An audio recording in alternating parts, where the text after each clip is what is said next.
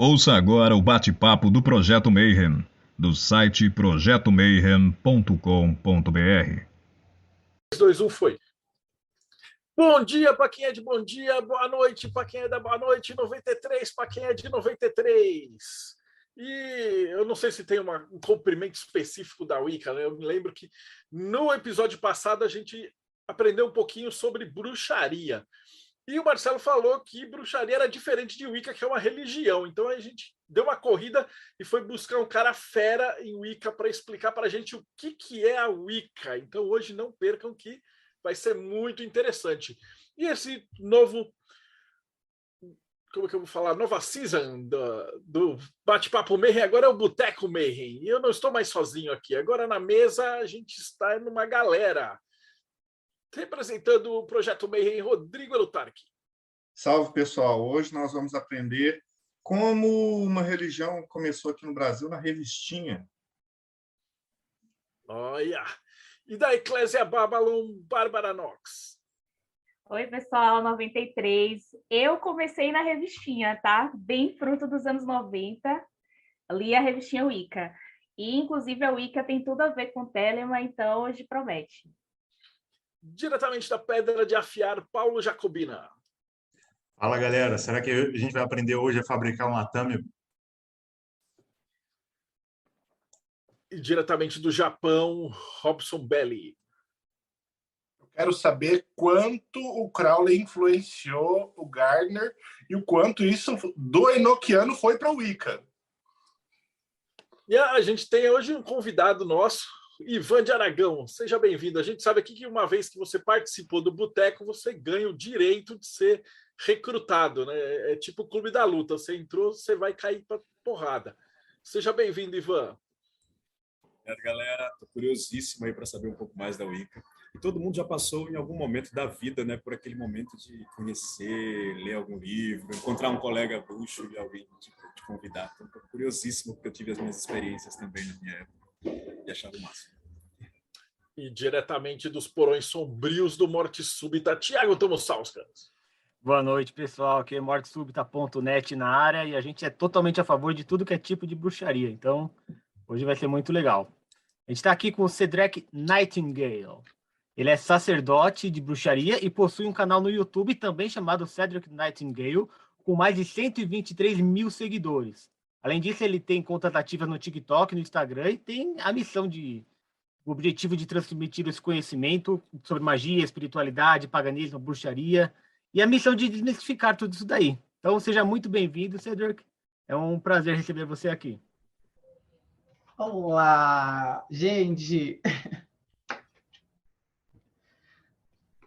Vocês estão me ouvindo? Vocês estão me vendo? Está tudo tranquilo. Seja Então, bem-vindo, tá Cedric. Obrigado pelo convite. É muito especial para mim aqui. Tem muita gente que eu acompanho, que eu gosto. Tô nervoso, não vou mentir, mas espero que a gente possa extrair o melhor. Ah, fica tranquilo. Você tem que responder a primeira pergunta que a gente faz para todos os convidados, que é por que você está aqui e não está na igreja? Como é que foi a tua jornada? Como é que saiu de criança e tal e chegou até ter 120 mil negros no YouTube?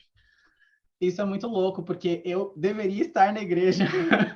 Eu venho de uma família extremamente católica. A minha mãe é organizadora de encontro de casais na igreja.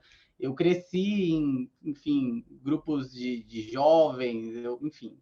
Mas, com o decorrer do meu desenvolvimento enquanto ser humano, do meu desenvolvimento sexual também, quando eu comecei a ter noção de quem eu era enquanto, né, uma figura que transa, e eu comecei a perceber que eu não era um menino hétero convencional e que, habitando aonde eu estava, eu seria um pecado de qualquer maneira. E eu sou uma pessoa que eu não me contento com meias respostas e com alguém falando que eu vou ser alguma coisa e acabou, sabe?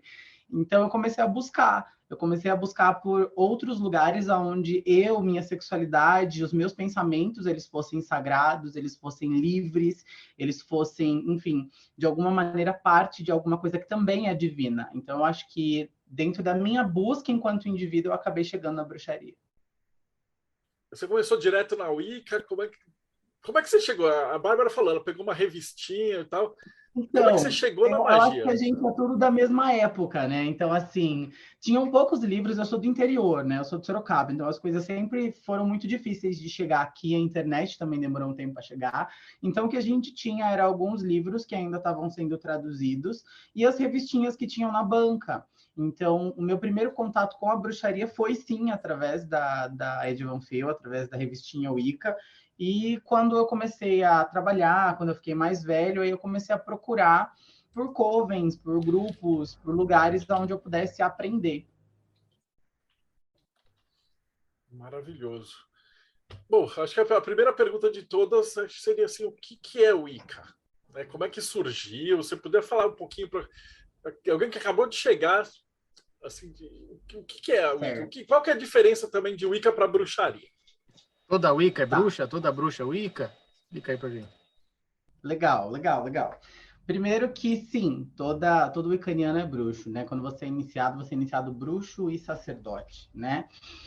Não tem como falar de Wicca se a gente não falar de um senhor muito, muito diferentão, que é Gerald Gardner. Ele era maçom, ele foi da Golden Dawn, ele passou por um monte de lugares e através dele e de um suposto coven chamado Coven de New Forest, onde ele foi iniciado por uma bruxa chamada Old Dorothy.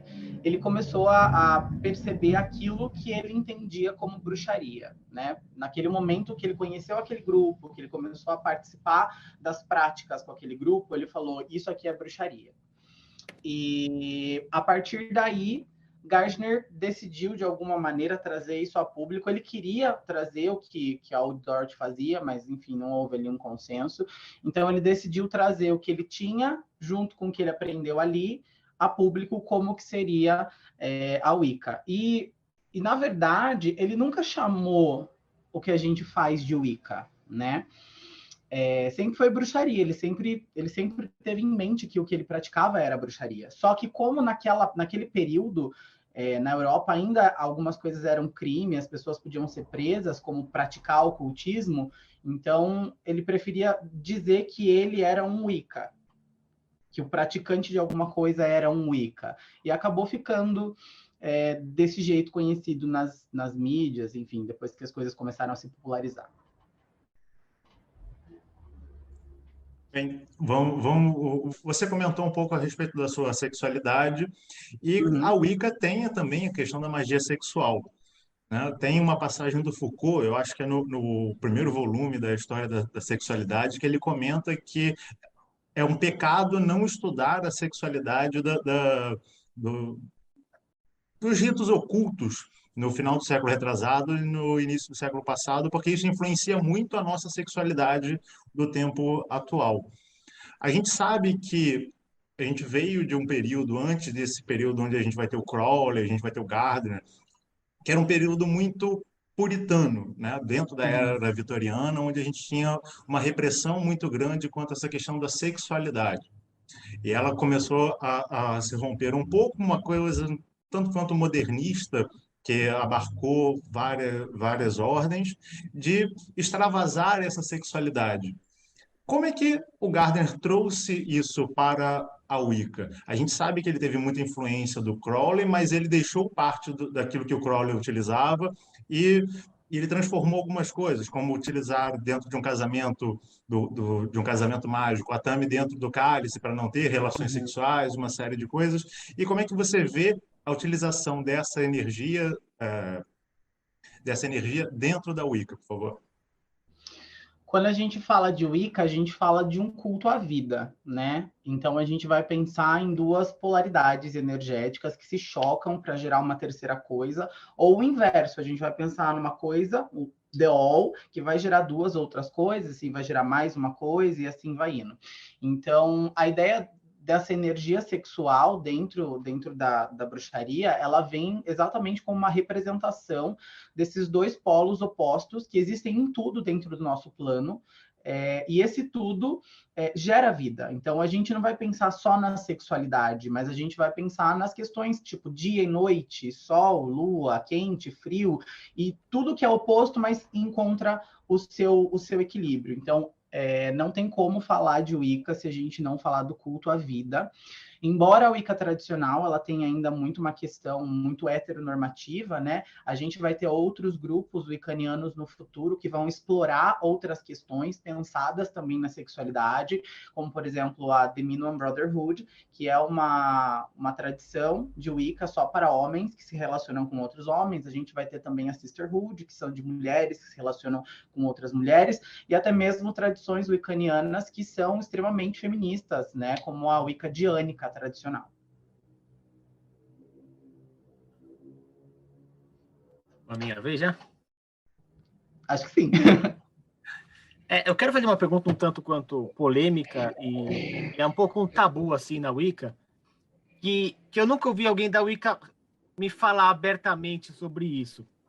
E eu nem sei se isso é uma questão ainda hoje em dia, mas o fato é que no livro das sombras do Gerald Gardner, lá atrás, além de tudo que se fala de atame, dos utensílios, dos itens, tem lá a questão do chicote.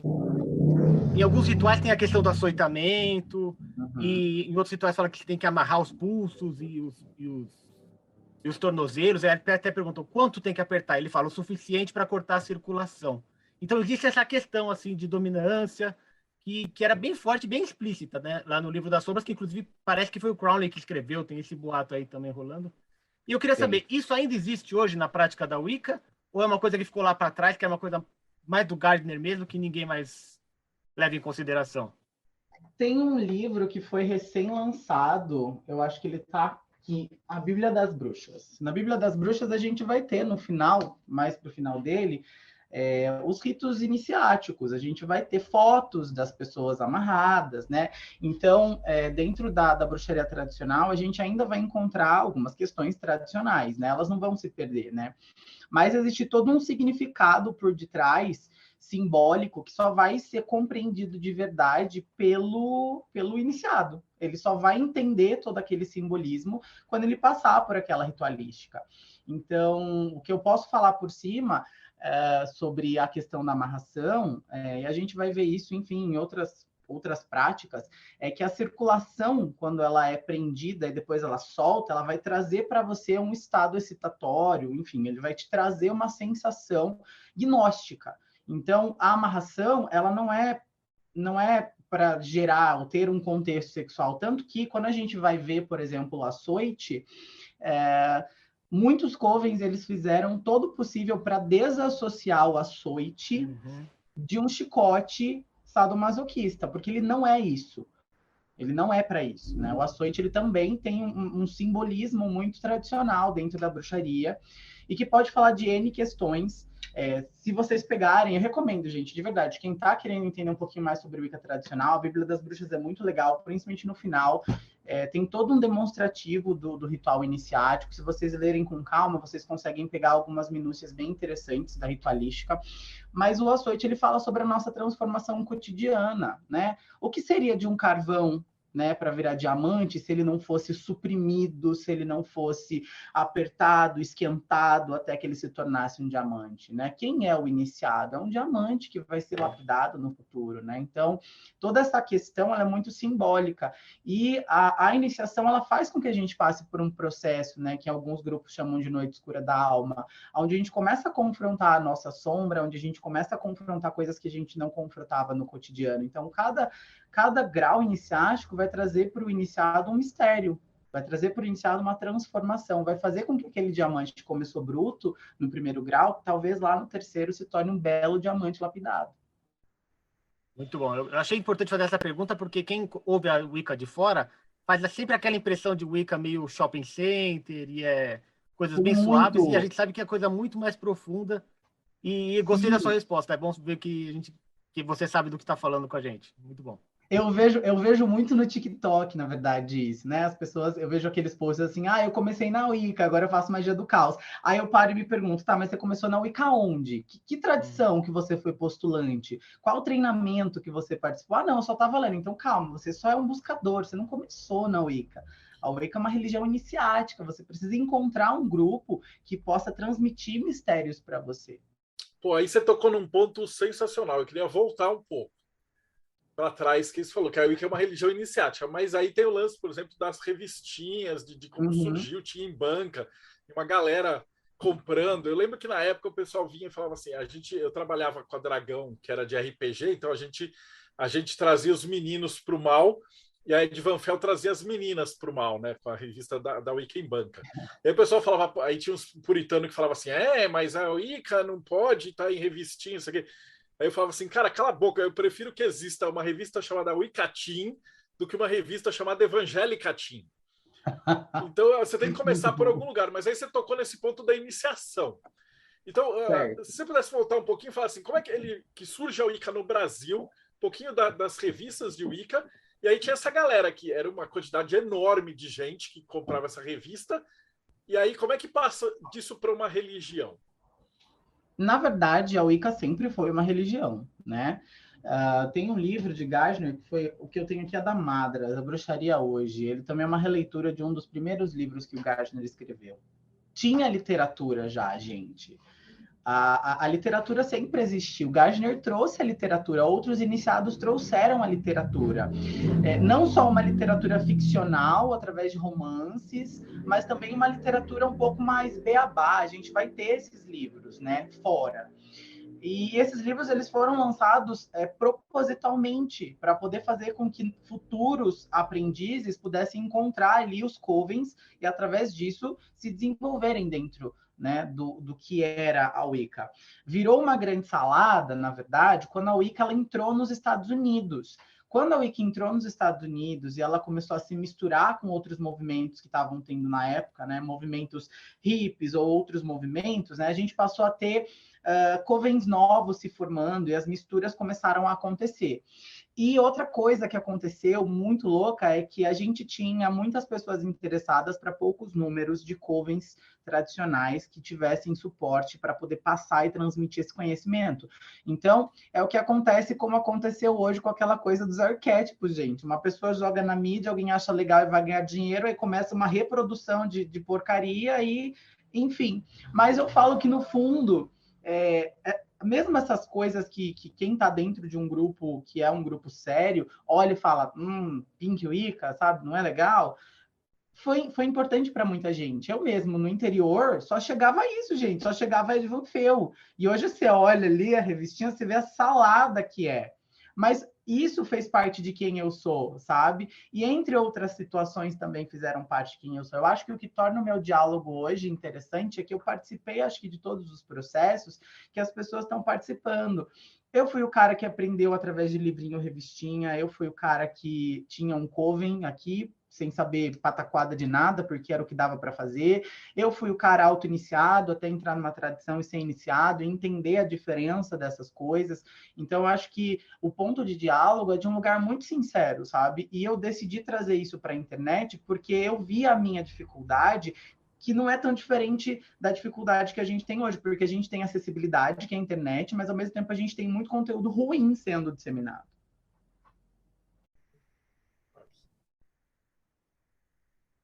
Eu vou voltar no ponto anterior, né, na questão da sexualidade, das polaridades, que eu, enquanto uma mulher feminista, também me incomodo muito, tenho muitos problemas com isso. E dentro de Telemann parece impossível as pessoas entenderem que Mulher Escarlate e Besta são trabalhos mágicos, são funções mágicas e não estão ligadas à fêmea e ao macho da espécie humana. Mas, enfim, como que isso funciona dentro da Wicca? Essa questão das polaridades feminino e masculino, e como que isso se desenvolve dentro, por exemplo, de ordens, como você disse, que tem apenas homens, que tem apenas mulheres, ou que vão ter pessoas com vários gêneros diferentes. Qual que é o entendimento da Wicca disso? É muito difícil eu conseguir responder sua pergunta de uma ótica de espaços onde eu não pertenço, tá? Então, o que eu posso falar é que dentro de uma Wicca diânica tradicional, onde só mulheres são aceitas, existe a funcionalidade. Muito provável, né, com tudo que se fala, né, é que a deusa ela vai estar sempre em evidência e o deus como um espectador. Eles não vão trabalhar necessariamente como uma polaridade. No sentido de eles estão interagindo ao mesmo tempo. A deusa sempre está ali na frente e ele como espectador. Nas tradições também que são voltadas para homens gays ou mulheres lésbicas, também eles vão ter a mesma intenção de alguma maneira. Eu não posso falar porque eu não estou lá, eu não conheço esses mistérios, né? Mas com relação a essa questão desse desenvolvimento de polaridade, dentro da Wicca tradicional, se a gente for ver nos primeiros covens, a gente vai ter uma ideia muito machista, muito heteronormativa do que é polaridade, porque restringia apenas ao sexo e ponto final. Hoje em dia, quando a gente começa a evoluir os nossos estudos, a gente começa a perceber que nossos genitais não definem a nossa sexualidade por N questões. A gente vai ter muitas coisas que podem definir a nossa sexualidade, ainda em estudo, provas científicas, enfim. Então, a gente vai começar a pensar novamente nessas polaridades. É um ponto muito sensível de diálogo para mim, porque eu faço parte da bandeira LGBT e eu levanto muito as questões de gênero para N gêneros, e eu penso que se a gente está falando de uma religião ou de um processo de culto que fala sobre a natureza, tudo que está na realidade é natural, por mais que o outro não entenda.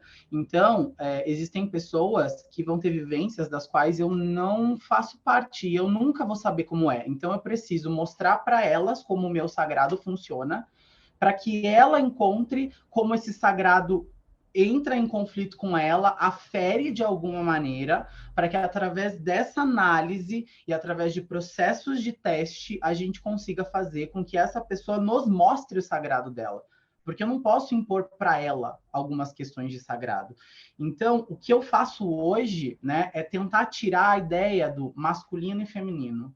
O que eu tento e trabalho no meu canal é sempre falar de ordem e caos. É sempre trazer uma polaridade que ela não é tão sexual no sentido heteronormativo. Ela existe e não tem como a gente tirar, porque a base dela está ali. Então, a gente precisa pegar as pessoas que estão interessadas, ensinar para essas pessoas como aquilo funciona, para que essas pessoas, depois de passarem por toda a jornada, elas possam dar uma devolutiva do que machucou, do que não fluiu, e daí, a partir disso, gerar experimentação. Só assim a gente consegue evoluir. Então, eu penso assim, e os grupos que eu conheço também não têm problemas em admitir para esse trabalho experimental, para a gente poder ver como essas polaridades elas se encaixam dentro da magia. Te respondi? Sim, eu acho que o caminho é por aí mesmo, é por experimentação. Isso é algo que a gente, dentro das propostas que eu sigo em Telema, a gente também faz, né? Então, a gente vê muito isso hoje em dia, por exemplo, com a galera que retira os gêneros ou retira os papéis marcados, por exemplo, dentro de ritos muito clássicos, como a missa gnóstica, né? O Liber 15 de Telema, e a gente vai experimentando como que funcionaria um homem como a sacerdotisa, enfim... E como que isso ressoa, o que acontece, a egrégora vai se fortalecer assim mesmo. Então, realmente, eu acredito que o caminho é a experimentação, né? Porque a gente vai sair dessas esferas que são só psicológicas, onde a gente tenta trazer espiritualidade para um viés 100% psicológico, e a gente vai começar a pensar nessa espiritualidade como espiritualidade. Então, se a gente não tiver esses testes e essas experimentações, a gente nunca vai conseguir fazer com que a espiritualidade que a gente pratica, ela consiga evoluir para outros níveis. Então, a gente vai continuar praticando a mesma espiritualidade que estava lá em, sei lá, 1900 bolinha, sabe? E o mundo não é mais esse, e a espiritualidade existe na matéria, né? Exatamente. Eu vou cortar rapidinho, Robson, que você falou É que tem uma pergunta no chat, que você falou que você é de uma tradição e tem de outras tradições e tal, e às vezes o pessoal que está escutando, como a gente às vezes fala de maçonaria, os caras falam, mas maçom não é tudo igual? Não, tem um monte de rito. Então, Wicca não é tudo igual? Também não, tem um monte de tradições. Então, explica para a gente assim, o que é uma tradição e quais são as principais que existem no mundo e no Brasil. Eu acho que a gente vai precisar colocar essa parte e aí depois eles vão para os detalhes. Essa ideia de tradição, gente, ela começou a surgir quando a Wicca ela começou a crescer e as pessoas começaram a não concordar mais com como algumas coisas funcionavam. Então, quando o Gardner criou a Wicca, ela não tinha nem nome, ela só era bruxaria, acabou, era um coven de bruxaria. Quando aquilo começou a expandir, começou a crescer, a gente vai ter pessoas que vão atingindo outros níveis, vão atingindo seus terceiros graus, e elas vão se mudar, elas vão viver a vida delas e elas vão levar as práticas com elas. Consecutivamente, vão surgindo outros covens até surgir outras tradições. tradições. Depois de Gardner surgiu a tradição alexandrina, e depois da tradição alexandrina foram surgindo outras, mas a princípio, se a gente for pensar nas religiões, na religião Wicca, a gente vai ter primeiro a Wicca gardneriana, em seguida a gente vai ter a Wicca alexandrina, e depois disso os outros covens eles vão acabar surgindo dessa ponte. Mesmo os alexandrinos, eles vieram de alguma maneira dos gardnerianos em algum momento. E como isso funciona? Vamos pensar que a gente está falando de uma empresa. Essa empresa ela vai abrir filiais. Ela tem um código de conduta que vai ser explicado no treinamento dessas filiais. Mas a partir do momento em que essa filial ela é estabelecida numa outra cidade, ela já perdeu ligação com onde está, aquele código de conduta ele pode se adequar, ele pode mudar, ele pode, enfim. Se a gente for pensar, por exemplo, no McDonald's, se você for no McDonald's em outro lugar do mundo, você não vai encontrar os mesmos lanches que você vai encontrar aqui no Brasil, porque cada lugar do mundo vai ter a sua cultura, vai ter a sua imersão. A gente vai dizer que os covens wiccanianos, eles têm suas particularidades, porque o Livro das Sombras, ele vai ser o mesmo, ele é passado e ele é copiado manualmente. O que é o Livro das Sombras? É um caderno de receitas básico de como a gente vai fazer aquilo. Então, existem ali movimentos, existem ali consagrações, existem ali rituais que são passados a partir do momento que alguém é iniciado, e aquele conhecimento ele é transmitido de iniciado para iniciado apenas. E o que pode acontecer é, a partir do momento que alguém atinge o seu 3º grau e já pode montar o seu próprio coven, aquele coven ele vai ter a sua maneira de se desenvolver. Ele vai ter a prática normal, mas a maneira de se desenvolver. Vamos pensar aqui em bolo de chocolate. Eu posso fazer um bolo de chocolate com a mesma massa que qualquer um de vocês pode fazer. Mas se eu colocar em cima do meu bolo de chocolate uma cobertura e você não, eu já mudei. Eu já coloquei parte de mim nesse bolo de chocolate. A massa continua a mesma, é o mesmo bolo de chocolate, mas a essência dele, a partir do momento que eu coloquei uma cobertura, já não é 100% a mesma. Então, a partir do momento em que você é iniciado, você pega o seu 3º grau, você passa a ter liberdade de fazer experimentações dentro do seu grupo, desde que as bordas, né, que trazem a crença em si, não se desloquem por completo. Então, eu posso alterar, eu posso experimentar, eu posso fazer coisas para que para que se adeque aonde eu estou. E nisso a gente vai ter outros movimentos que mudam completamente a borda, e aí alguns consideram Wicca, outros não consideram mais o Wicca tradicional. Então, a gente vai ter tradições que elas se mesclaram de uma forma tão grande que tem grupos tradicionais que às vezes não consideram, e tem outros grupos que consideram. Então, assim, no final das contas, são filiais, e cada uma vai se adequar no ambiente onde ela está. Maravilhoso. Eu acho que é a maneira mais fácil de explicar isso. Fantástica analogia. Bom, eu vou sair um pouco desse contexto, o Marcelo já puxou algo mais histórico e eu vou entrar na questão. Nós sabemos que toda a magia ocidental do período de 1900 foi muito influenciada, por grande parte, pelas clavículas de Salomão na questão de instrumentação.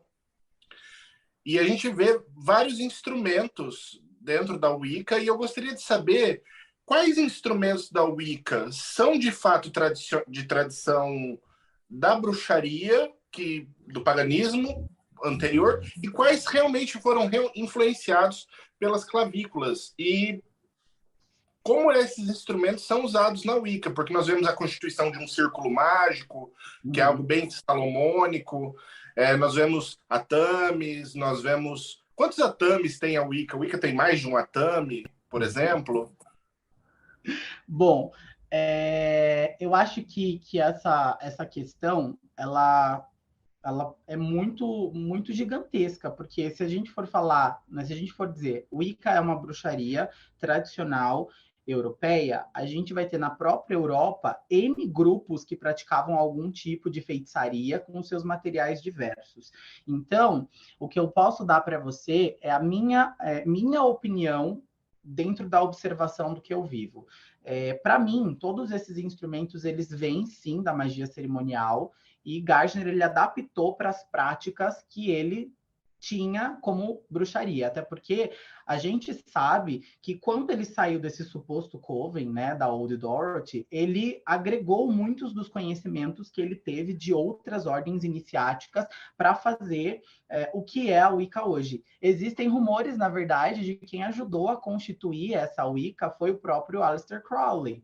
que eles eram muito próximos durante um período. E eu acho que naquela época, quem que não bebia de Crowley, né? Então, assim, essa mistura, ela é muito fácil da gente localizar. Então, para mim, sim, todos os instrumentos que a gente tem, eles são advindos da bruxaria, da magia cerimonial, e não tem muito como não fazer essa associação. A gente vai encontrar o próprio círculo, que nem você falou. Tem um outro livro muito bom, que é da Sorita Dest, Origens Mágicas da Wicca. Ela fez praticamente um trabalho acadêmico onde ela vai desmontar a Wicca e ela vai começar a trazer de outros lugares aquilo que constitui as nossas práticas. Então, você vai ver o círculo mágico, ela vai trazer a ideia de magia angélica, e vai trazer ideia de, enfim, N outros lugares até chegar aonde a gente está agora. Então, eu não estou com ele aqui, eu acho, mas é um livro muito bom para quem está querendo fazer esses comparativos. Então, a gente vai ver não só a parte de instrumentação, mas a gente também vai ver a parte da construção em si, de como Gardner pode ter, enfim, pensado, trazido isso para a realidade.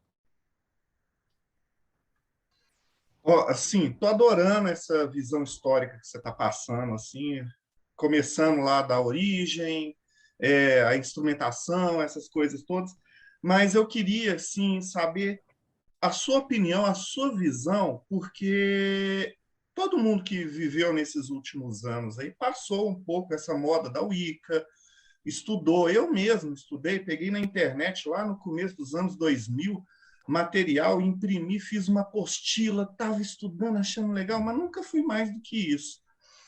Só que eu queria saber, você falou que você passou por todos esses pontos. Uhum. E aí eu queria assim, uma contextualização histórica, desculpa, de cada um desses períodos que você passou e como está hoje, só para eu ter uma linha do tempo. Eu sou professor de história, então eu gosto disso. Cara, eu não sei se eu vou conseguir. Você quer uma contextualização histórica da minha vida dentro disso ou da bruxaria da Wicca, como ela se desenvolveu ao longo do tempo? Da sua vida. Eu quero da sua vida, porque, Cedric, mais para frente a gente pretende convidar, eu queria até que você indicasse depois para a gente sacerdotes de outras linhagens, para a gente poder ver a diferença. Então eu queria que você focasse na tua. Aliás, acho que ninguém perguntou ainda, né? Qual é a sua, como é que você chegou nesse coven? Ficou faltando essa parte. Então, assim, porque o mais importante é a sua opinião, a sua visão de como você está fazendo isso, como você está vivendo isso, porque isso vai cair no YouTube, muita gente vai ver e vai se espelhar. Entendeu? Certo. Quando eu tinha mais ou menos os meus 15 anos, eu comecei a ter as minhas dúvidas com relação à sexualidade. Foi aí que eu conheci a Wicca da Ed Van Veel. Nesse período, até eu me tornar maior de idade, o que eu praticava era o que a gente considera de Wicca eclética, né? Que é aquela mistureba de um monte de coisa, um monte de escritor, um monte de tradição para tentar desenvolver alguma coisa. Eu comecei a buscar por tradições e por grupos que pudessem, enfim, ter algum treinamento iniciático. Eu acho que eu já estava com os meus 19, 20 anos, e encontrei a tradição Caminhos das Sombras, em Brasília. Hoje em dia eu entendo essa tradição como uma tradição também eclética, porque eu vejo que muito do que era a Wicca tradicional se perdeu, mas ela teve uma boa fundamentação, porque a construtora da tradição, né, quem desenvolveu a tradição, veio de grupos diânicos, que veio de uma pessoa que trouxe muito da Wicca para o Brasil, que é o Claudinei Prieto. Ele foi o primeiro a trazer a Wicca para o Brasil de uma maneira firme, e ele também hoje é um dos que mantém as principais tradições wiccanianas das tradicionais com ele. Então ele vai ter linhagem indiânica, ele vai ter linhagem gardneriana, ele vai ter linhagem Minos, da Minoan Brotherhood. Então, querendo ou não querendo, meio que todo mundo veio dali. A minha tradição, como eu disse, hoje que eu tenho contato com outros grupos tradicionais, eu vejo que é uma tradição muito mais pro eclético do que pro tradicional. Fiz um treinamento de mais ou menos uns 2 anos e meio, quase 3 anos, e fui iniciado na tradição Caminhos das Sombras. Agora eu não lembro a data. Mas depois, se vocês quiserem, tem uma fotinho lá no meu Instagram, quando eu comecei novamente a fazer postagem com a foto da minha iniciação, enfim, foi muito mágico para mim. E daquele momento em diante eu comecei a minha trajetória como um iniciado. E chegou uma hora que eu também rompi laços com a tradição, porque ela já não fazia mais sentido para mim, e eu comecei a me comunicar e buscar conhecimento com outros bruxos, e felizmente eu fui acolhido pela comunidade pagã. Hoje lá no canal, a maior parte dos sacerdotes de grupos, enfim, tradicionais, ecléticos, já passaram por ali. E eu tenho hoje na minha trajetória, acho que a responsabilidade de levar as pessoas de encontro com um conhecimento que seja realmente mais conciso, porque senão é isso que você falou, todo mundo chega, imprime uma coisa, compra um livro, compra o outro, mas se você pegar todos os livros de todos os escritores, eles são a mesma coisa escrita de maneiras diferentes, porque é só a ponta do iceberg, para que você possa, a partir daí, buscar um grupo mesmo, uma tradição mesmo, e aí participar de um processo onde você vai efetivamente se tornar um iniciado um dia. Esse processo vai ter prática, esse processo vai ter leitura, esse processo vai evidenciar várias coisas em você até que você entre efetivamente para aquele coven. E aí sim você tem acesso aos mistérios mais profundos. A gente não pode esquecer também que a Wicca ela é uma religião de vivência, né? Ela é uma religião de grupo, ela é uma religião que traz para a gente muito essa questão tribalista. Então, muitos dos mistérios eles são vividos dentro do seio do coven, porque são as coisas que aquele grupo estão passando. Então, o sagrado se manifesta através do sacerdote e da sacerdotisa que estão regendo aquele grupo, e aquele sagrado toca todas as pessoas dali para que aquelas pessoas possam melhorar, desenvolver e tornar a sua vida melhor, né? E é por isso que a gente se encontra, é por isso que você vai ver lá na carga da deusa, né? Que a gente vai se encontrar com ela na lua cheia, e aí a gente vai conhecer os verdadeiros mistérios. E é mais ou menos assim que as coisas funcionam. Então, o que eu posso dizer para você disso, pensando também na minha história, é que se as pessoas querem conhecer de verdade o que é o Wicca, elas precisam procurar iniciados, elas precisam procurar tradições, elas precisam procurar grupos que sejam idôneos e grupos que tenham linhagem. A linhagem é uma coisa muito importante dentro da bruxaria, porque a gente consegue rastrear de onde vieram esses iniciados. E mesmo que um coven ou outro, sei lá, algum escândalo aconteça, alguma corrupção aconteça, porque a gente vai falar de humanidade, a gente vai falar de pessoas que usam a religião, que é um poder também, para, enfim, sucumbir seus prazeres, né? Então, a gente tem, sim, grupos que não são tão idôneos e a gente consegue, através da linhagem, rastrear a idoneidade desses grupos e ver se aquele sacerdote, se aquela sacerdotisa, se aquele iniciador é realmente um iniciador válido, né? Se ele tem mesmo uma linhagem que vai chegar até Gardner.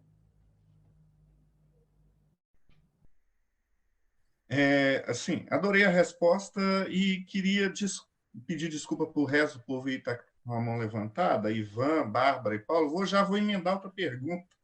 Como não cair numa roubada? Como não cair numa roubada? Primeiro, eu acho que observar a comunidade. Eu acho que essa é a primeira coisa. Os iniciados, eles não são muitos e eles se conhecem. Então, assim, eles se conhecem. Não adianta você falar, fulano é iniciado da Gardneriana, mas ele não tem nenhum Gardneriano adicionado, ele não tem nenhuma ligação com nenhum outro estrangeiro, sabe? Ninguém segue, que é importante. Você não vê movimento, então isso é muito suspeito, né? Então, assim, eu acho que a primeira coisa é você analisar a procedência. Eu odeio isso, eu odeio de verdade essa coisa da carteirada, sabe? Eu vim de tal lugar. Mas, infelizmente, a gente está num mundo onde as pessoas se aproveitam de N fragilidades para poder, enfim, né? Então, a primeira coisa que eu digo para as pessoas é, primeiro, conheçam os espaços aonde vocês estão indo. Não sei aonde eu vou procurar, na minha cidade não tem coven. Ótimo, não tem coven, então guarda um dinheiro, começa você a viajar, vai para São Paulo. São Paulo hoje é um dos seios assim da Wicca. A gente vai ter todos os tipos de coven tradicional que você pode encontrar. A gente tem o próprio Claudinei, que ele é um nome, né, da Wicca no Brasil. Ele tem um museu de bruxaria, e no museu de bruxaria é um seio de tradições. Ali você tem iniciados de todas as tradições possíveis. É um lugar idôneo. Então, assim, infelizmente, a gente não vai ter processos que são 100% online. A gente pode ter, sim, covens que possibilitam a facilitação do treinamento. Então, uma coisa ou outra, ela pode ser online, mas os rituais, os encontros, a bruxaria é presencial, gente. A bruxaria, não tem como a gente fazer a energia do espaço passar pela internet. Não dá para a gente trazer os mesmos processos que a gente passa dentro de um ambiente ritualístico num ambiente à distância. As pessoas não se conectam assim.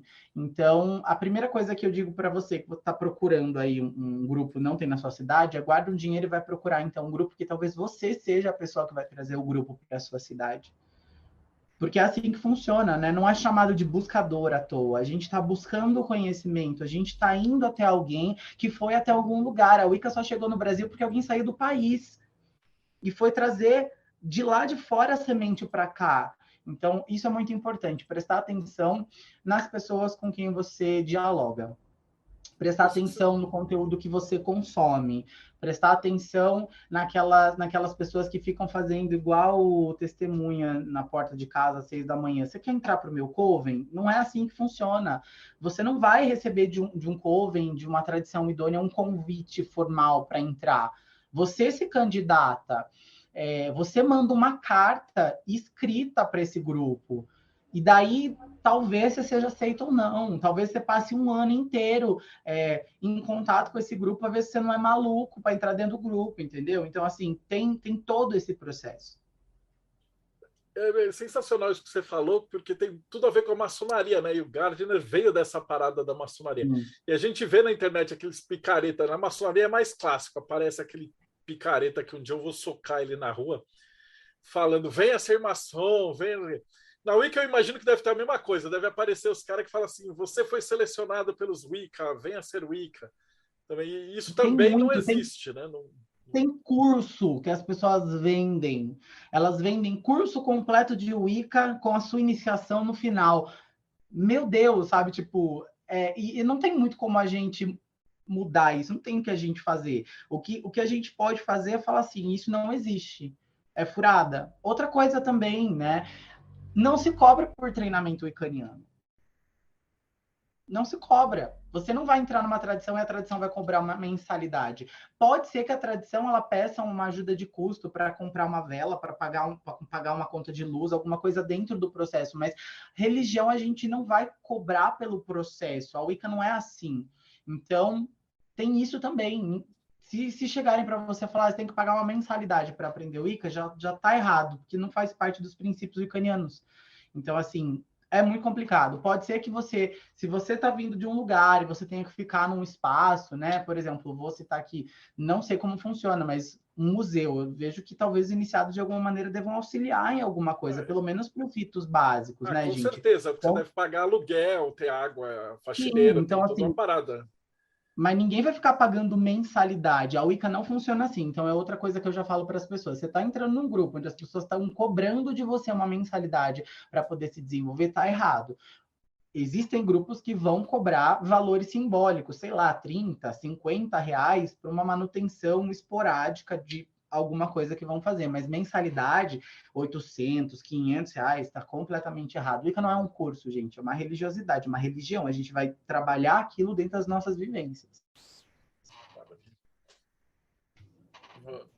Olá, Cedric.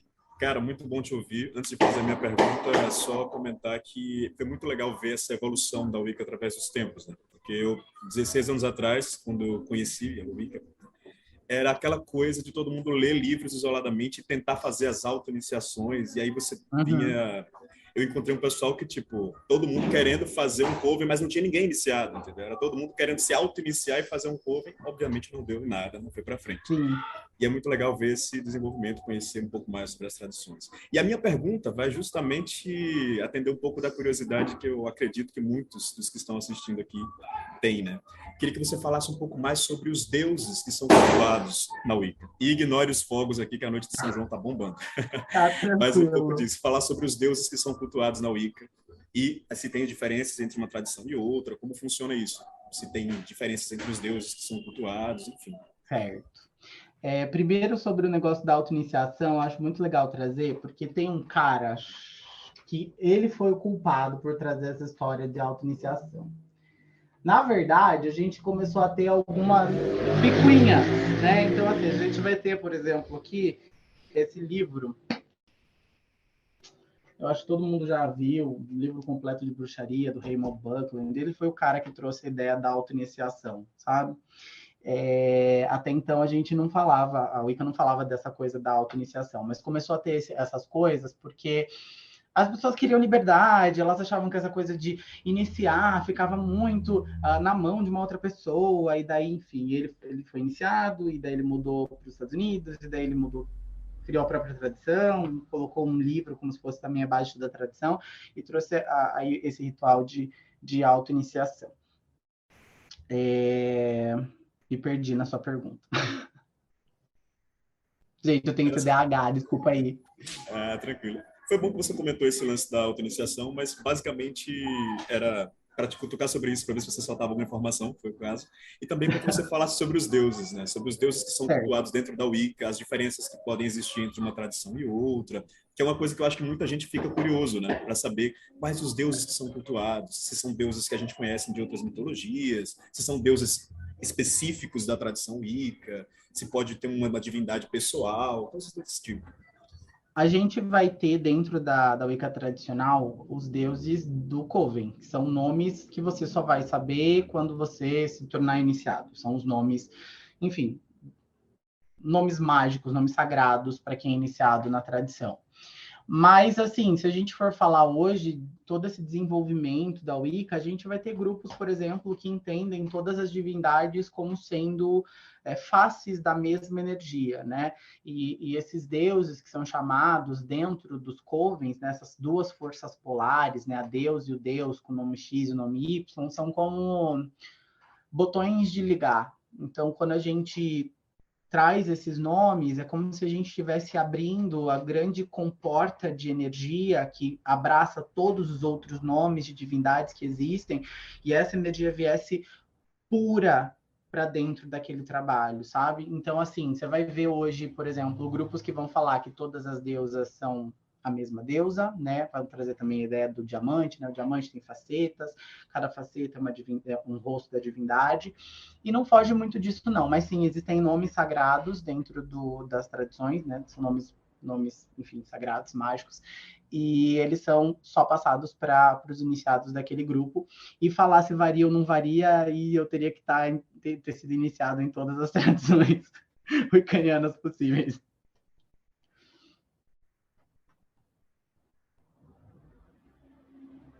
Posso? Então, eu vou fazer uma pergunta que talvez seja polêmica. Vamos ver. Eu queria que você comentasse qual que é a sua visão e opinião sobre a suposta antiguidade histórica de muita coisa dentro da Wicca, e que hoje em dia a gente já sabe que não é, e que na verdade nunca foi, muita coisa foi inventada mesmo, né? E claro que as tradições elas são importantes, a gente tem tradições, linhagens, etc. Mas por que algumas pessoas insistem tanto em justificar historicamente aquilo que não tem justificativa histórica, sendo que uma tradição, uma crença poderia tranquilamente justificar, né? Por que ainda existe essa coisa dentro, pelo menos, de alguns círculos, de algumas páginas, né, wiccanas? E como que você vê essa questão? Olha, dentre as pessoas que eu conheço, né, dos bruxos tradicionais que eu conheço, dos sacerdotes wiccanianos que eu conheço, isso na verdade não é uma questão. Ninguém fala assim, a Wicca é uma religião antiga. Muito pelo contrário, a gente sabe que é só olhar um pouco a história e a gente vai perceber que pode ser sim só um amontanhado de coisas que faz efeito. Então, eu acho assim que isso para quem é e faz parte de uma tradição idônea, você vai estudar isso, você vai estudar esse seio histórico, você vai entender que não é uma realidade. Mas eu acho que como a Wicca veio para o Brasil, eu acho que a Wicca veio para o Brasil assim. Eu acho que ela veio com essa ideia de tentar justificar ou de fazer as coisas parecerem mais do que elas são. Eu realmente nunca ouvi isso de nenhum bruxo tradicional, muito pelo contrário. A gente sabe que Gardner fala que veio desse coven, tem gente que fala que talvez esse coven nem tenha existido, só que a gente não pode contestar a eficácia das nossas práticas, a gente não pode contestar o que isso faz na nossa realidade, o que isso faz na nossa vida. Então, em questões históricas, o que está na história, não tem para que a gente ficar inventando, né? Tem uma bruxa também no passado chamada Margaret Murray, que ela teve influência assim em algumas questões históricas meio deturpadas, meio corrompidas, mas essas questões também vieram por terra com o tempo. E a gente tem isso, né? A tendência é que quanto mais o tempo passe, mais a gente perceba que algumas coisas não são o que dizem ser, né? Então eu não vejo que um bruxo iniciado, enfim, uma pessoa que está dentro de uma ordem iniciática mesmo da Wicca, vá questionar esse tipo de parâmetro. Você diria que é mais uma coisa para as pessoas ficarem de olho e diferenciarem? Mais uma dica para diferenciar?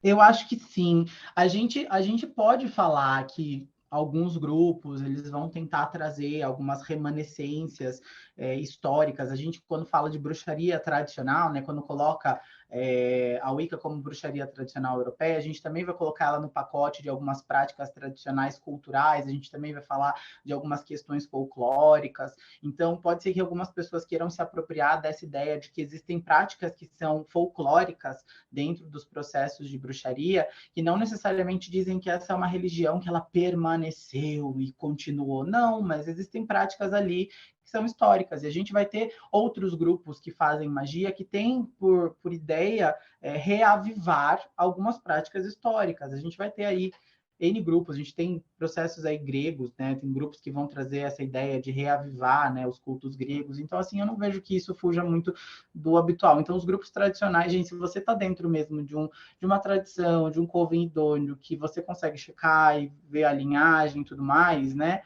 Você consegue perceber que existem algumas trocas de informações que elas são mais diretas, né? Então, você vai ter livros para estudar, você vai ter muita coisa histórica para avaliar, para ver. Então, por mais que você não goste, eu tenha problemas, por exemplo, eu tenho TDAH e tenho dislexia. Então, para mim, leitura sempre foi um grande problema. Mas, ainda assim, o coven está sempre disposto a conseguir tentar deixar o mais confortável para o praticante conseguir se desenvolver. Então, nos meios tradicionais eu nunca ouvi, na verdade, isso. Muito pelo contrário. É a primeira vez, acho que isso está chegando para mim, assim.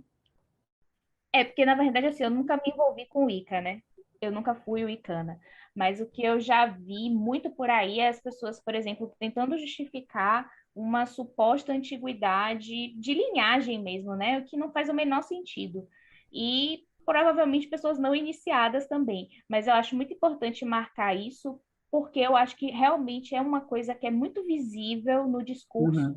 Então, se você encontra esse discurso por aí, você já automaticamente coloca o seu pezinho atrás, né? Exatamente. E fica de olho, tipo, de onde que essa pessoa está vindo, por que que ela está falando isso, por que que ela nega a ciência, né? Então, tipo... Não dá.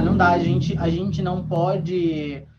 A nossa espiritualidade, ela não pode ser cega, a nossa fé nunca pode ser cega. Eu acho que todo bom sacerdote, ele tem que ter os dois pés no chão, porque senão ele não consegue também separar o que está acontecendo dentro da própria realidade. Os processos espirituais, eu acho assim, que a gente também tem um movimento de cientificação da espiritualidade. Eu acho que as pessoas, elas querem quantificar, elas querem, sabe, botar a espiritualidade dentro de um pacote que também não é o pacote dela. Eu acho que tem duas coisas, elas podem caminhar juntas, mas chega uma hora que elas não se misturam. Então não tem como a gente falar assim, é um treco antigo. Não tá. Tem coisas que são novas, a gente fala, né, tipo, bruxaria moderna, já é o termo, uma bruxaria moderna. Aproveitando o gancho, né, que a Bárbara trouxe, e o Rodrigo também, para poder explicar para o nosso público, e para o público em geral, mesmo aquele que não queira entrar na Wicca, mas eu já conversei com pessoas que têm um certo preconceito com grupos no qual você vai falar que você vai entrar em transe, porque a pessoa acha que ela vai perder o controle.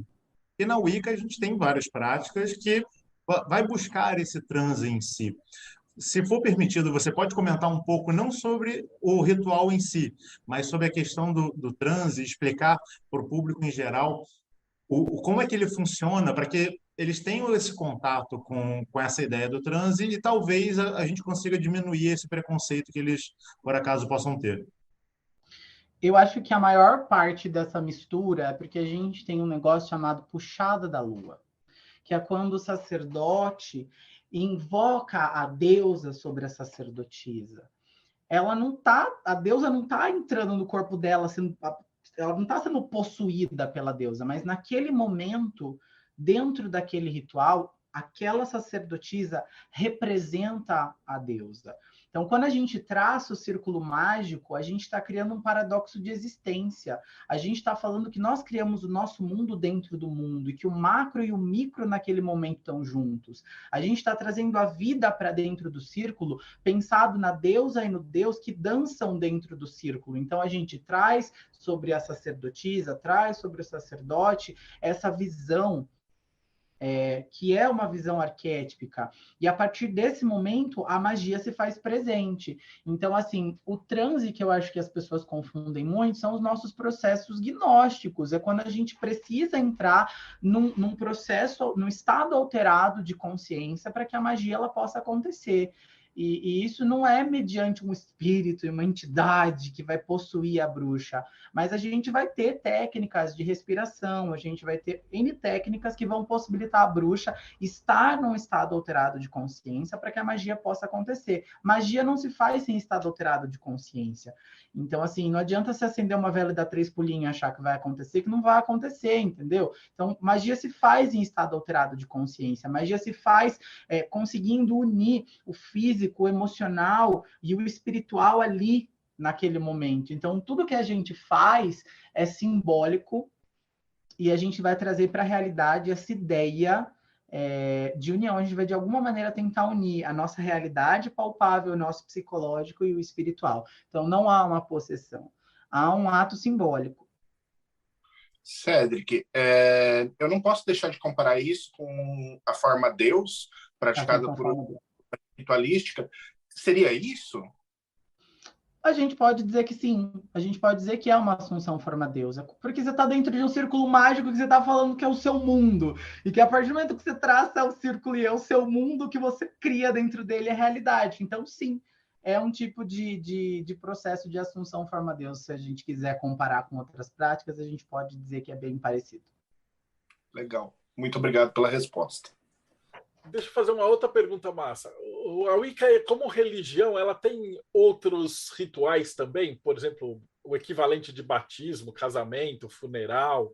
Você podia falar um pouquinho dos rituais da Wicca? Se tem, quais são? Sim. Como funciona? Esses rituais que a gente vai ver, por exemplo, em alguns livros mais modernos, eles surgiram também com a ideia da modernidade.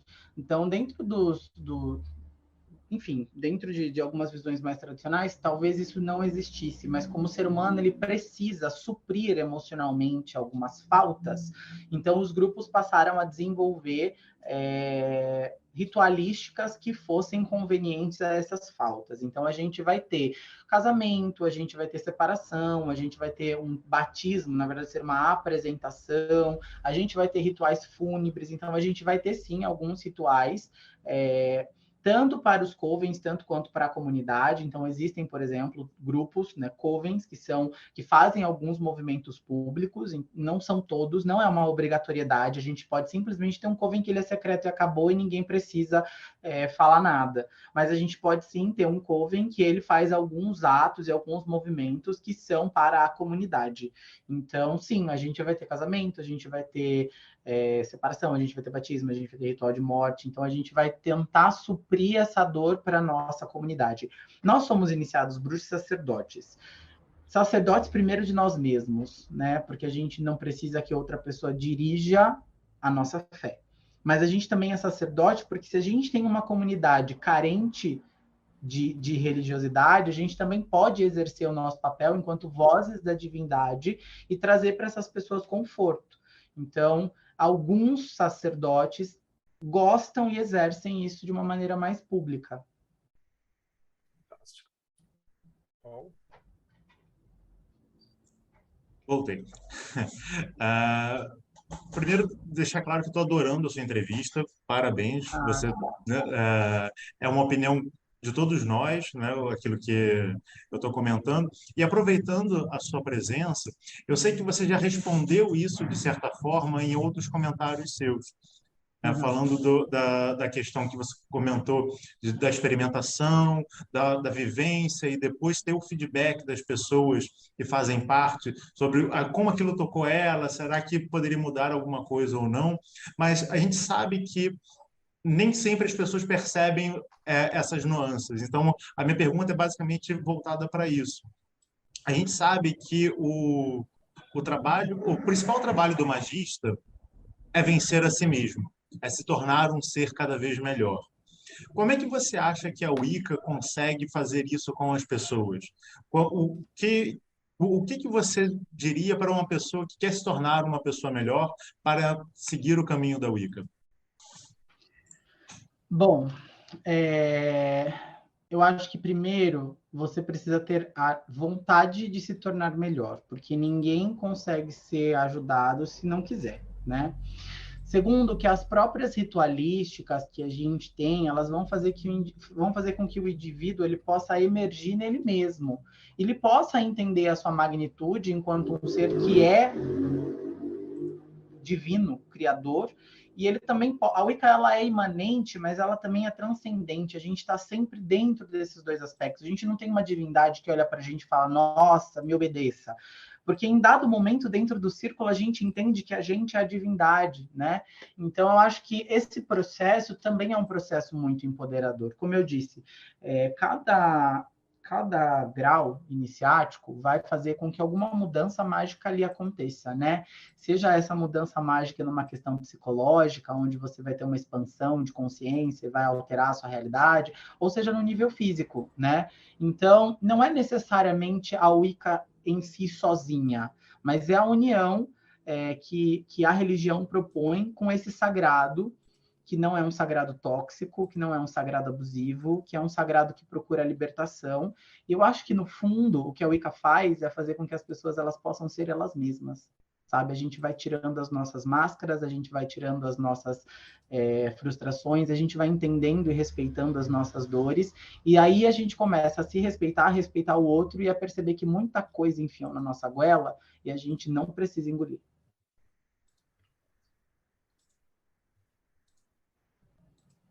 Eu gostaria de saber, na qualidade de uma religião instituída, né, se existe alguma restrição para os praticantes de Wicca no sentido do contato com outras linhas iniciáticas, com outras ordens ou até outras organizações.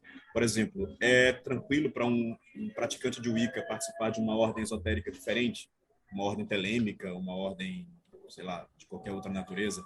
Ou eles têm... Fazendo uma interpolação aí na pergunta do Ivan, há um tempo atrás, tinha muita preocupação da Wicca para falar que não era satanismo.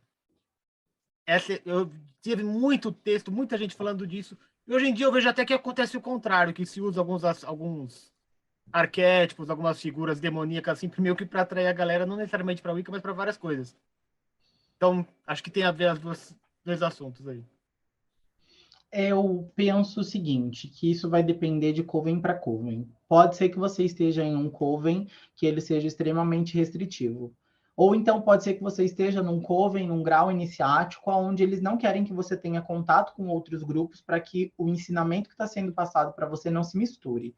Então, eu acho que isso vai depender de grupos, vai depender de, enfim, do método, porque não existe um método único também. Cada grupo ele vai ter a sua maneira de avaliar o postulante, de ensinar o postulante, e, consecutivamente, cada postulante também vai ter uma resposta ao treinamento, né? Então, responder para você um sim ou um não seria completamente uma mentira. Então, eu acho que depende muito do grupo onde você está. O que a gente fala muito é que algumas religiões, elas não se misturam. Então, por exemplo, tem aquela coisa de Wicca cristã, que é toda uma polêmica. Não tem como a gente ser wiccaniano e a gente ser cristão quando a nossa perspectiva, ela vai por um caminho completamente oposto ao que um cristianismo prega, não só pela dogmática em si, mas pelas visões de mundo, enfim. Então, assim, outra coisa também é pensar que um sacerdote wiccaniano vai ser sacerdote de uma outra religião. Então, assim, eu acho que enquanto ordem iniciática, onde você pode ter a religião que você for, mas estar nessa ordem, eu acho que isso não é um problema. Agora, você ser um sacerdote wiccaniano e ser sacerdote de uma outra religião, eu acho que é um pouco contraditório.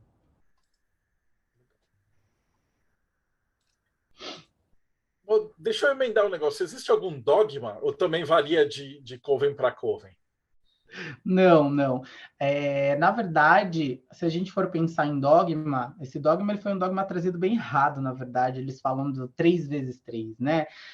Na verdade, a Wicca ela é uma religião que fala sobre vida, é uma religião que conhece os ciclos. Se a gente conhece os ciclos, a gente sabe que tudo que a gente faz, de alguma maneira, retorna para a gente. Então, faz o que você desejar, sem a ninguém prejudicar. Então, faz o que você deseja, mas toma conta de que o que você faz causa uma reação. Então, acho que o único dogma que a gente vai ter é esse, né? Prestar atenção na nossa realidade, que aquilo que a gente faz, ele vai se tornar uma bola de neve que às vezes a gente não vai conseguir suportar. Então, assim, pensar nessa dogmática que a gente vê muito nessa Wicca mais eclética, né? O 3x3, enfim, essas coisas que o pessoal traz meio cristão, né? Para assustar, assim, as pessoas, e não, isso não existe dentro da Wicca. Existe, sim, a compreensão de que tudo que a gente faz vai gerar um peso na nossa realidade, na do outro, enfim. Mas acho que o único dogma, se a gente for pensar, é esse: faz o que quiser, sem ninguém prejudicar.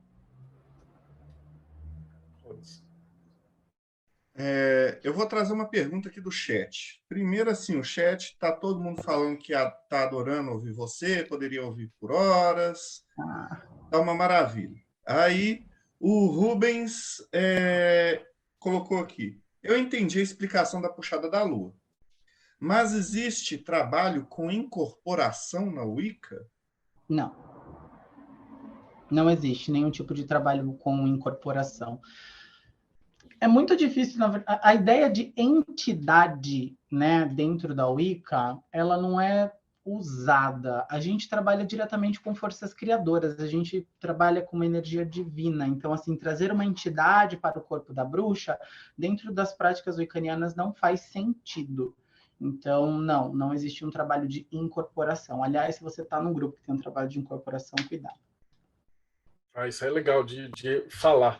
Mas a bruxaria pode ter, né?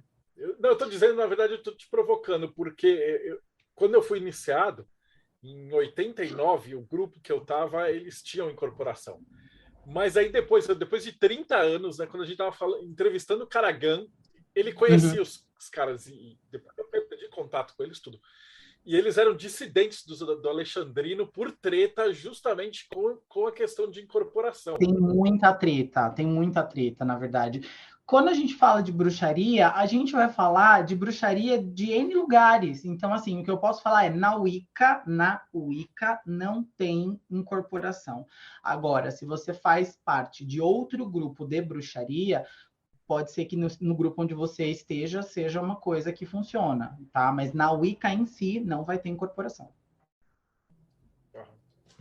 Fantástico. Até porque, senão vira uma coisa ditatorial, gente. Pelo amor de Deus, de ditadura religiosa, a gente já tem vários grupos por aí. A bruxaria, ela fala sobre liberdade. Então, assim, se você tá na Wicca e de repente quer trabalhar em corporação, então vai para outro grupo, entendeu? Então, assim, lembra que eu falei que tem a coisa das bases? Então, a gente tem uma base de funcionamento. E essa base de funcionamento, ela não trabalha em corporação. O máximo dessa ideia, né, de ter uma outra consciência de alguma maneira com você é a puxada da lua, mas é uma maneira muito simbólica de você trazer para a realidade essa forma divina que existe em você. Quase que como uma inspiração. Bom, eu estava vendo aqui o seu canal, ele já é bem antigo, né? Tem 8 anos de existência já. E se a gente for pensar, 2014 era um mundo bem diferente, né? Tava Interestelar, tava no cinema, Águias de Ouro tava ganhando o Carnaval, então você já passou por muita coisa aí na sua história. A minha pergunta é sobre o canal. Qual é o conteúdo que você fez que foi o mais popular? E depois, qual é o conteúdo que você mais se orgulha de ter feito? Tá. O canal ele é antigo porque antes de eu falar de bruxaria, eu tinha um canal para do it yourself. Eu sou, enfim, formado em design gráfico, sou o cara das artes, dos cosplays, dessas paradas todas. Fui campeão nacional de cosplay em 2014. Então Só falta falar que você jogava RPG, cara. Aí... Jogava RPG também, jogava Vampira Máscara, jogava... Tá na conta do Marcelo. Então, mais um para a conta do Marcelo. O canal ele é antigo também por isso. Quando eu comecei a falar de magia na internet, foi um dos momentos onde eu saí da tradição onde eu estava. Né? Houve uma ruptura na tradição, não vou entrar muito em detalhes, e daí eu decidi sair, tinha muita gente saindo, enfim, eu decidi sair, eu decidi buscar alguma coisa que fosse só minha. E daí eu comecei a querer falar de magia na internet para, como eu falei, suprir o adolescente ferido, né? De falta de informação que eu fui. Eu acho que, na verdade, os nossos projetos de vida são sempre relacionados a quem a gente é, no final das contas, né? Para suprir alguma coisa nossa. E o meu foi isso. O que eu mais me orgulho hoje não é necessariamente um vídeo, mas eu acho que o que eu mais me orgulho é ter conseguido montar uma comunidade de pessoas que, mesmo não ficando, né? Porque eu falo que o meu canal é como se fosse um farol. Então, ele vai mostrar a luz, aí algumas pessoas vão vir só para se esquentar e depois elas vão embora, outras pessoas vão vir, elas vão comer, vão descansar, ficar 1 mês, 2, e encontram o caminho delas, e outras pessoas elas podem ficar por mais tempo. Então, eu acho que essa liberdade da bruxaria, essa verdade das pessoas serem quem elas são, é uma coisa que eu me orgulho muito dentro do que eu construí. Por isso que eu falo que dentro do canal a gente vai ter iniciados de grupos distintos, a gente vai ter uma galera eclética que faz um trabalho muito bom, com uma galera que é tradicional, que também faz um trabalho muito bom, entendeu?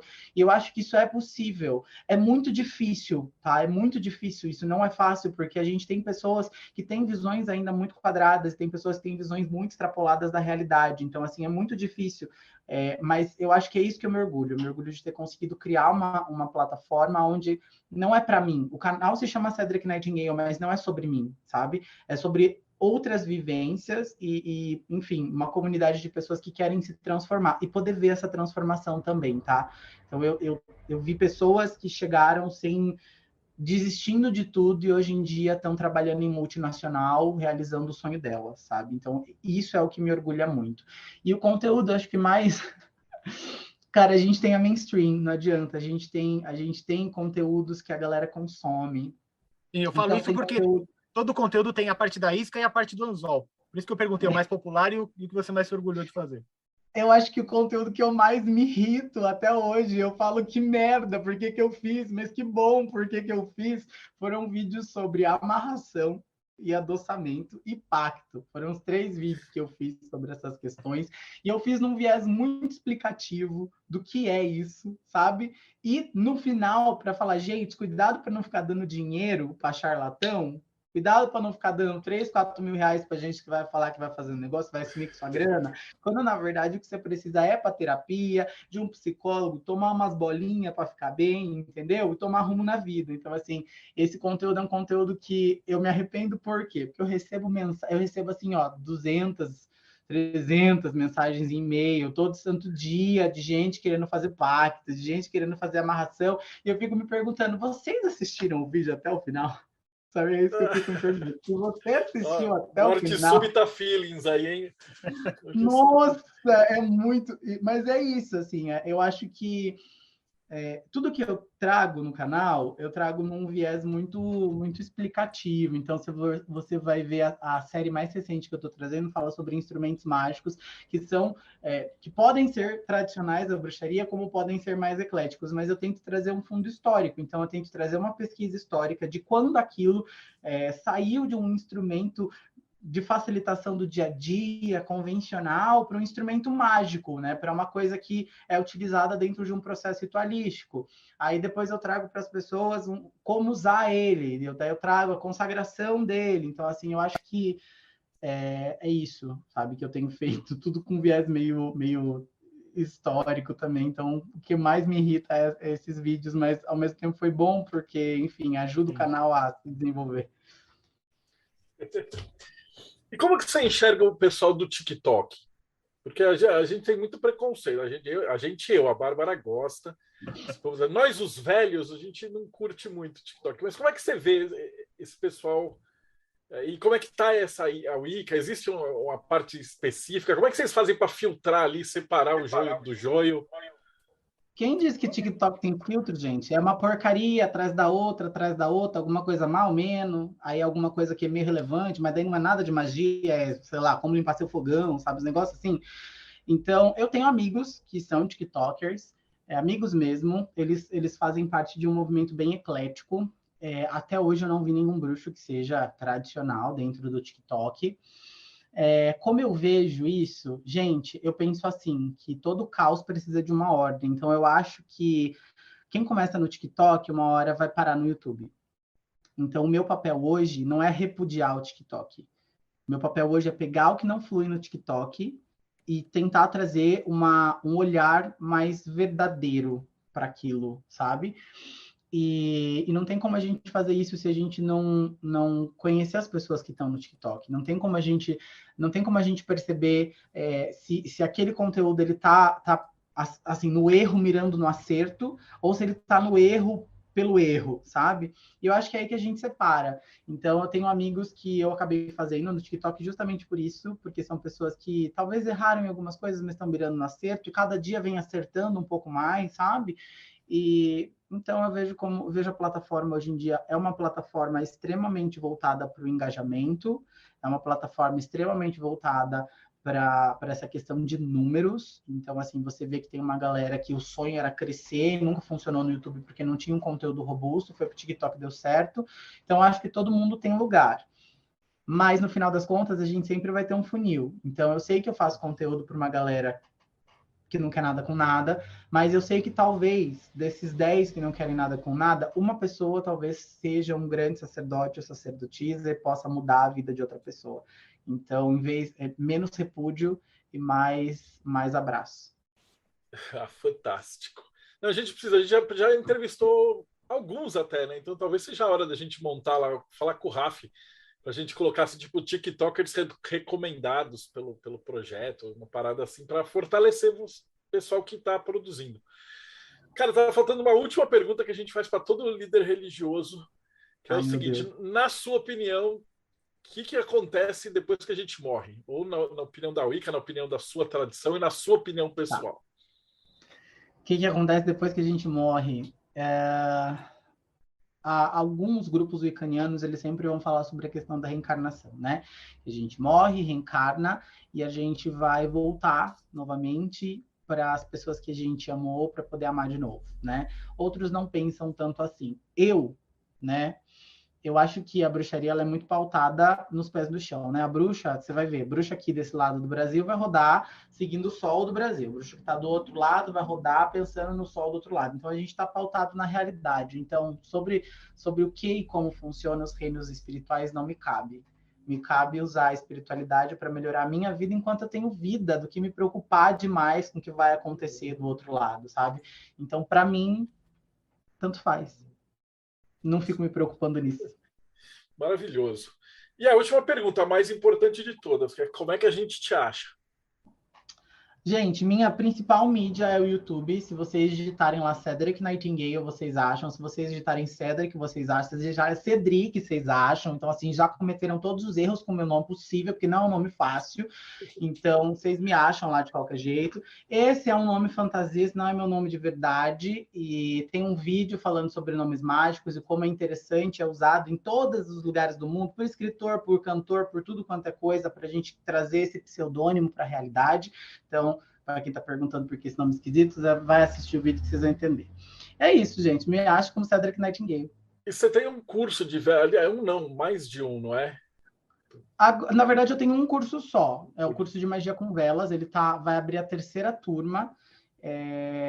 A galera, eu falo que a galera deixa as coisas muito rasas, né? Então as pessoas acham que magia com velas é acender a vela, passar óleo e acabou. Existe toda uma história no desenvolvimento das velas. A gente tem que pensar no fogo antes, e daí a gente pensa no desenvolvimento da humanidade. E aí a gente vai começar a ver que é muito mais profundo. Então eu trago nesse curso não só uma visão de transformação da humanidade, uma visão histórica, uma visão de transformação do indivíduo, do ser humano, para as práticas mágicas de feitiçaria. Então, não é wiccaniano, não é um curso wiccaniano, é um curso de feitiçaria voltado para magia com velas.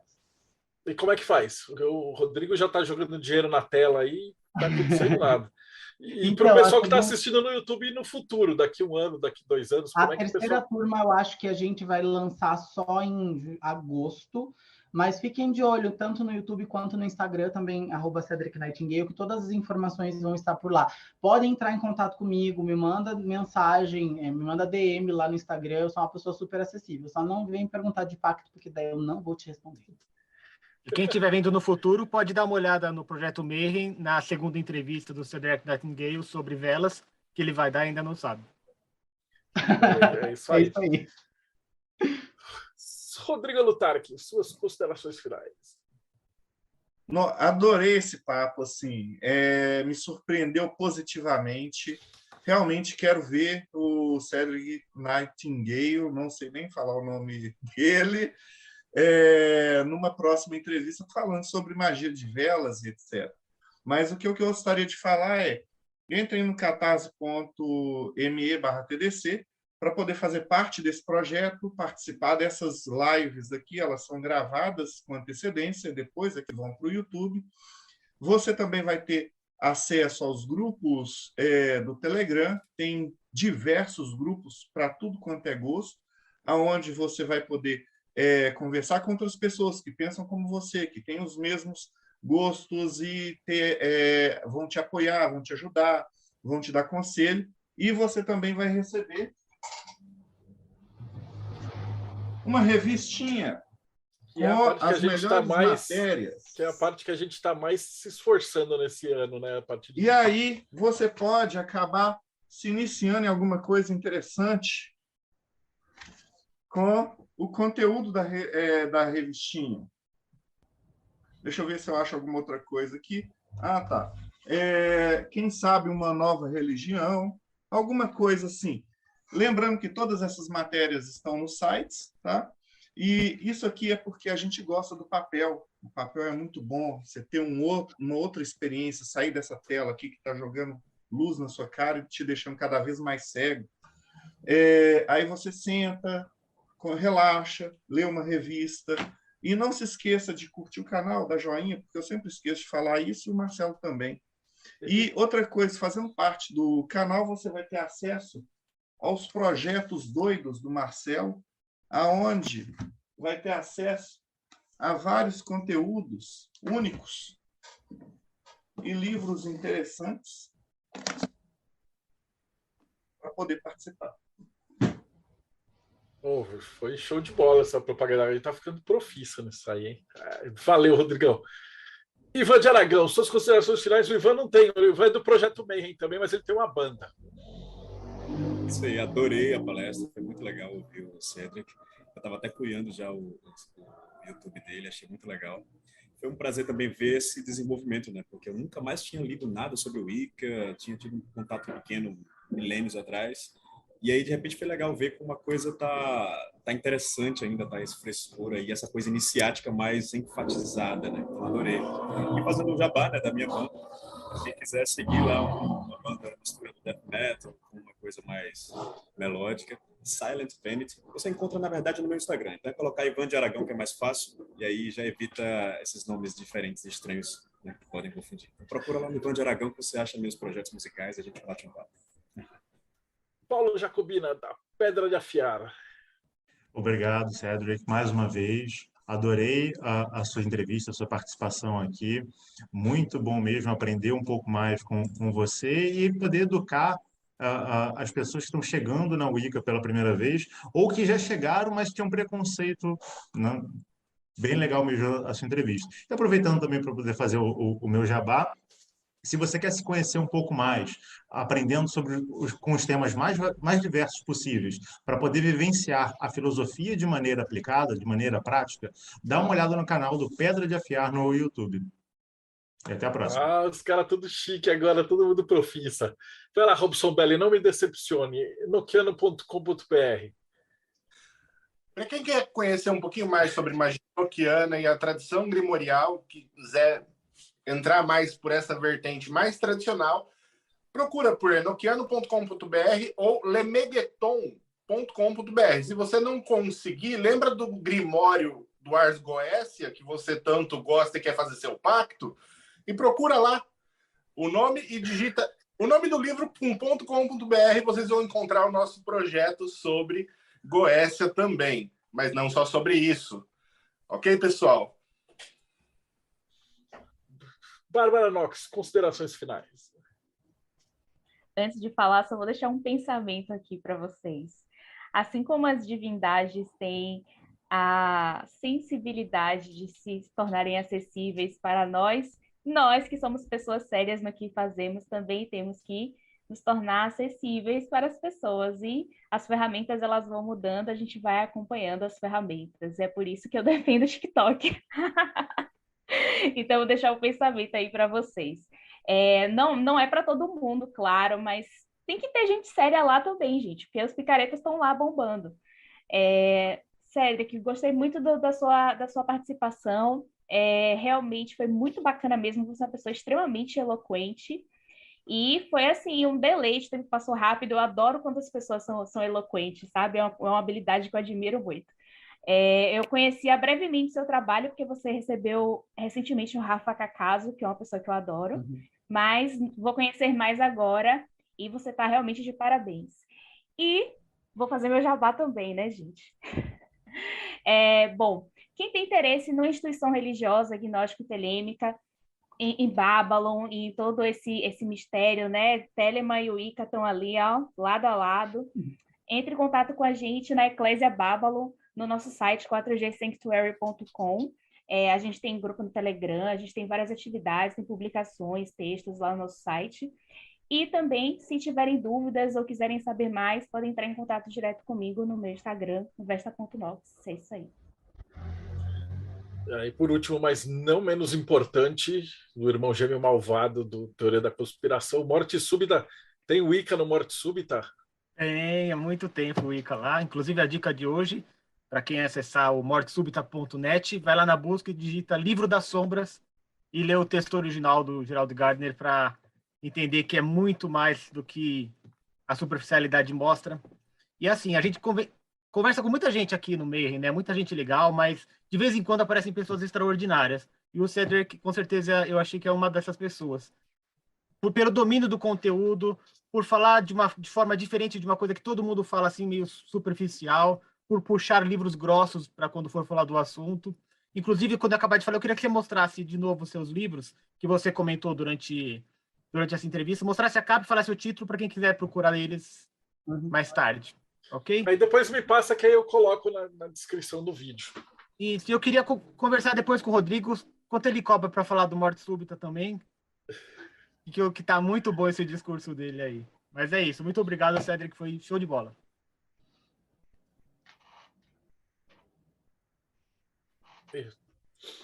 Não esquece de mostrar os livros pra gente. Ah, sou eu agora? Gente, os livros que eu falei para vocês, ó, para vocês entenderem um pouco mais sobre o Wicca, acho que o Bíblia das Bruxas é muito legal. Se eu não me engano, ele está com edição capa dura agora, que é muito mais confortável, não estraga com facilidade. Para vocês conhecerem também os primeiros trabalhos do Gardner, eu recomendo Bruxaria Hoje, para vocês lerem. E tem um livro da Sorita Deste, que é Origens Mágicas da Wicca. São esses que eu recomendei aqui para vocês.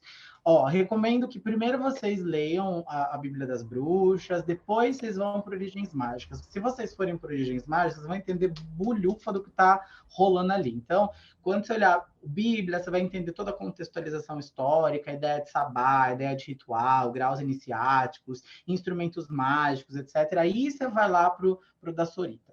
E ler Gardner, gente. Você está falando de Wicca, você tem que começar a ler os autores antigos. Então, vai ler Gardner, vai procurar ali o que ele escreveu, vai procurar outros dirigentes famosos, para você poder começar a entender um pouco mais também esse pensamento. É isso. Como o Thiago falou, cara, a gente fica super feliz quando a gente chama o convidado e vê só o olhinho brilhando enquanto fala, cara. E foi muito legal mesmo a conversa. Espero que você venha de novo, seja como entrevistado para falar de vela, ou se você não estiver fazendo nada, terça, quinta ou sábado de noite, vê a postagem lá, vem aqui participar, que aí você que vai sacanear o próximo entrevistado também, fazendo perguntas. Isso aí. Gente, foi muito bom de verdade estar aqui com vocês. Eu adoro falar de magia, adoro falar de feitiçaria. Se vocês tiverem algum tema legal, me chama para a gente falar. E é isso, gente. Eu gosto de falar, já deu para perceber, né? E para mim é muito importante estar aqui. Tem várias pessoas que eu acompanho, como eu disse, que eu pago mó pau, assim, nas escondidas. Então, para mim é uma realização, é mais uma estrelinha dizendo que o que eu estou fazendo está funcionando, que o que eu estou fazendo está no caminho certo e que a gente vai seguindo. Porque, olha, viver de espiritualidade no Brasil, gente do céu, vocês não têm noção de como dá trabalho. Valeu mesmo. E brigadão, Rodrigo, Thiago, Ivan, Bárbara, Robson, Paulo e vocês que acompanharam a gente até aqui. Então não esquece, segue o canal. Vocês curtiram, cara? Dá uma olhada que essa aqui é a entrevista número 330 e tralalá, eu já perdi a conta. É tipo 300, mano. Tem tudo que vocês puderem imaginar dos caras. Mesma qualidade do Cedric, né? A gente tá tomando um cuidado muito bacana de quem a gente convida. Então, vai assistir que tem umas 600 horas para vocês se divertirem aí. E a gente se vê aí no próximo Bate-Papo Mayhem.